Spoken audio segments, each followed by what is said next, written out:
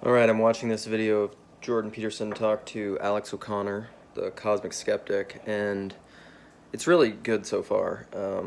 They're talking about a lot of things. Alex O'Connor is a much better conversation partner, interlocutor for this kind of a conversation.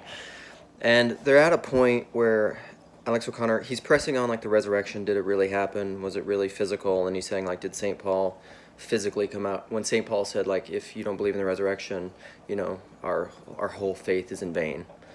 And he's saying like that means that he physically arose out of the tomb. There's so much embedded in the physical thing. There's so many assumptions going on in that. And even like I've said this a lot. The New Testament is ambiguous as to the nature of a physical body. Like even if you want to go to 1 Corinthians 15, imperishable and perishable bodies and spiritual bodies, what all those are, who knows. But then he's asking the question of like the Exodus and did it happen? And they're going back and forth, and Jordan he just said at some point, he's like, you don't get to do that. You don't get to ask me the question like, did it happen? Because like we don't know. He said the best answer is probably. And when you look at all the historical evidence, the best answer is probably.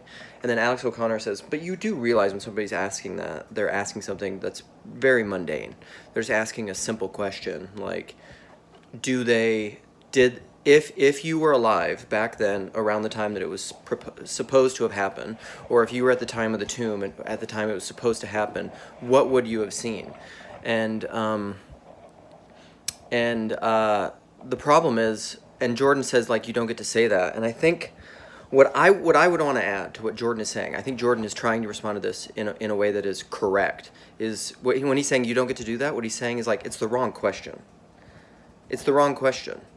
And the way that I would phrase that is you're still trying to root your understanding and your knowledge in your Michael Polanyi modernist frame of conscious articulable propositional knowledge.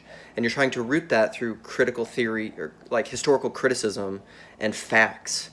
You're trying to root your knowledge in your ego, in the egoic intellect. And it's a completely wrong approach to faith, to proper knowledge broadly, and it's the biggest intellectual blindness of the modern world. Most basically, I do think it's the biggest intellectual blindness of the modern world, and I think that's what Jordan is saying, is like when you don't get to do that, it's the wrong question. You're asking the wrong questions. The spirit of your question is wrong. I think that's what he's saying.